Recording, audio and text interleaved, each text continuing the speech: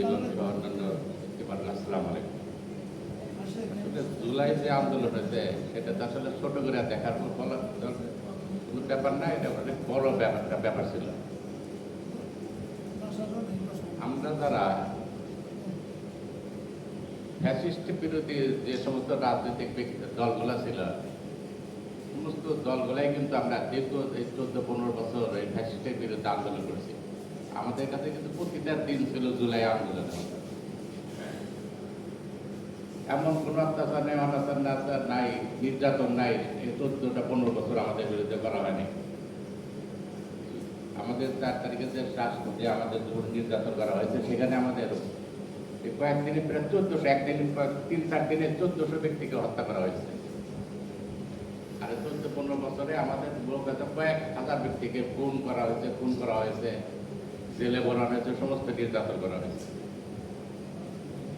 আমি 4 তারিখে শুধু একটা ঘটনা বলি। আমি তখন থানা বিএনপির সাধারণ সম্পাদক ছিলাম। কিছু ইনফরমেশন আমার কাছে, গোপন কিছু ইনফরমেশন আমার কাছে ছিল, যদিও বলা উচিত। আমি কোর্ট সমাপ্ত করার পরে আমি এখান থেকে বের হচ্ছি।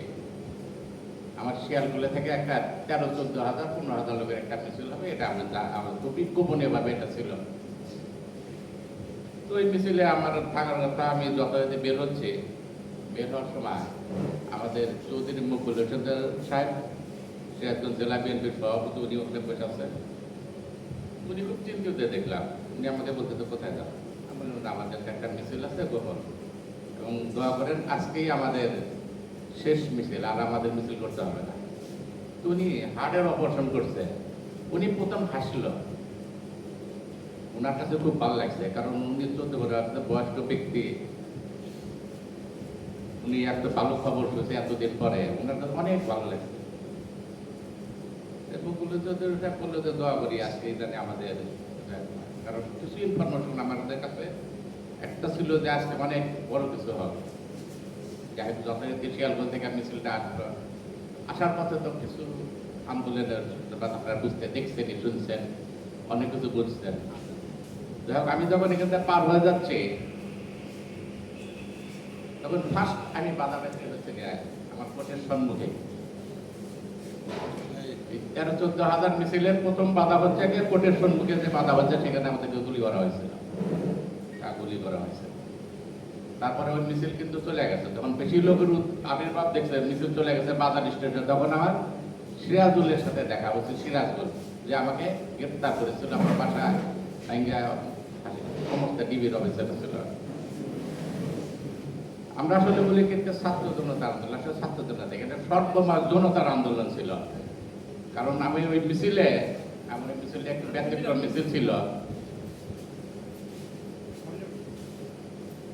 ওই মিছিলে এমন কিছু ব্যক্তিত্ব ছিল, এমন কিছু ছিল যে তারা একটু ব্যতিক্রম ব্যক্তি, প্লাস যেহেতু ইয়েতে যাচ্ছে আমি বললে বলতেছি না, যে কোনো একটা তাদের চুলগুলা খুবই ছোট ছিল। একসাথে 30 কিংবা 40 জন একই সাথে অর্থাৎ ছোট একই সাথে ছিল।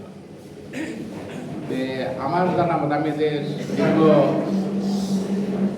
বেশ কিছুদিন দলের সাথে সম্পৃক্ত ছিলাম, আমি আমার প্রতিটা ইউনিয়নের রতনকান্তের কোন ওডে কি অবস্থা, কোন ব্যক্তিটা আমি চিনি, সমস্ত ইউনিয়নের লোকজনকে আমি চিনি, কিন্তু 30-40 কিন্তু আমাকে চিনতেছে না।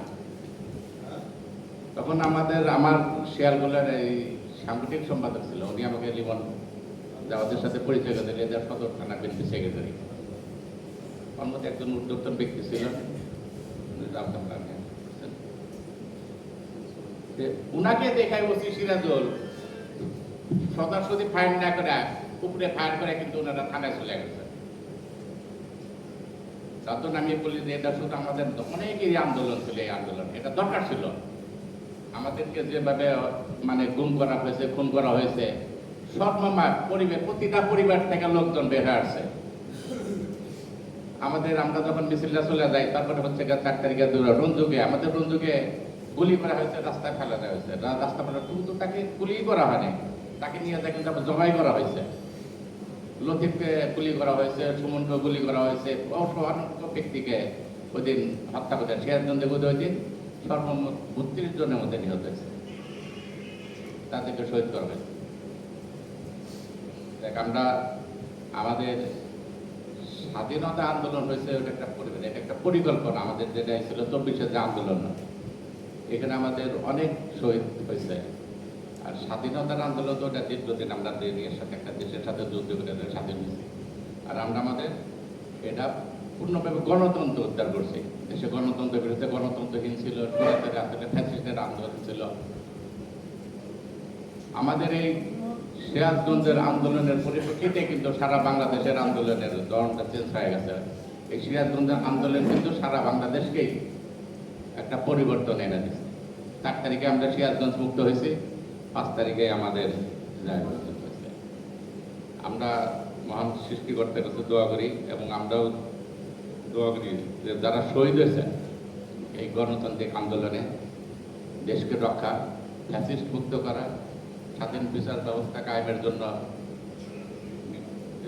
নির্বাচনের জন্য যারা শহীদ হয়েছেন তাদেরকে আত্মার মাগফিরাত কামনা করি, এবং দেশে পুনরায় সুস্থ নির্বাচনের মাধ্যমে আবার গণতন্ত্র ফিরে আসুক, এই আশা ব্যক্ত করে আমার বক্তব্য শেষ হয়েছে। ধন্যবাদ সবাই।